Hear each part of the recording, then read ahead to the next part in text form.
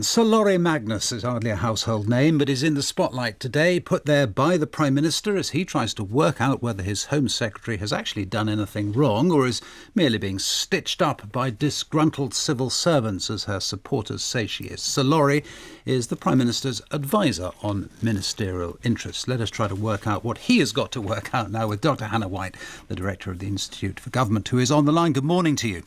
Good morning. Let's kick off, if we may, with what the Daily Mirror is now alleging, because they say they brought up the fact, as it seems to be, that Suella Braverman had a speeding conviction that she would have to deal with. They brought it up, and 4 times her special assistant denied that she had such a problem.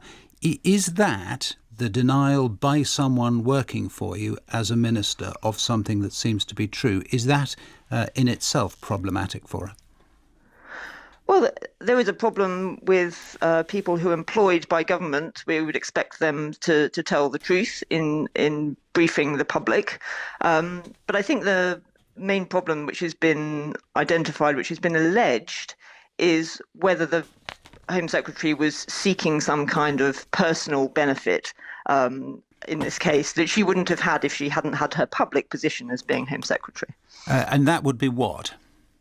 That she, and as I say, we only have these allegations, but the allegation is that she tried to find a way that she could do a speeding awareness course in a way that wouldn't reveal her identity, and that which would clearly have, we can surmise, have some personal benefit, because she was worried that that would do her some reputational damage if she was found to have done that. But then there's at least one lawyer online who says he regularly does it for high-profile people.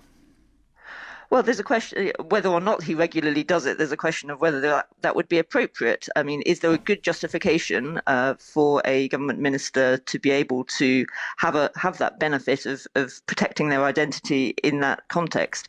And then the second question is whether she involved civil servants in trying to secure that benefit for herself. Yes, that's an interesting one, isn't it? So if she'd done this privately and perhaps gone to her own lawyer, you're saying that potentially is a different situation to if she actually gets civil servants employed by the public involved. Yes, I think that's an additional complexity, because potentially then she would be involving civil servants who are obviously paid for by public funds to try to secure that personal benefit for herself. And that would be potentially asking the civil servants to break their civil service code, which says that they shouldn't facilitate any wrongdoing.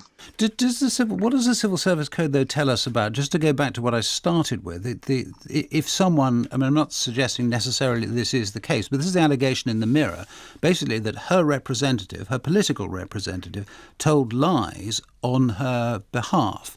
Now, if that were to be found to be the case, is that something that breaches some sort of formal rule, or is that just politics? Well, I think there's a very grey area there. I mean, I think we saw similar issues over Partygate and what the Prime Minister's official spokesman said and was told, to say or chose to say in public. And I think, it's certainly the case that the public would expect that if somebody's being paid for by the public purse, that they would tell the truth when briefing officially on behalf of a government minister. And if Sir Laurie does get involved, well, we know he's going to get involved. If Sir Laurie does then give his report to the Prime Minister, is there still an element of politics, in as much as the Prime Minister can say, well, look, on this occasion, I don't think it merits actual resignation? Or how much leeway has he given himself, does he have under the rules?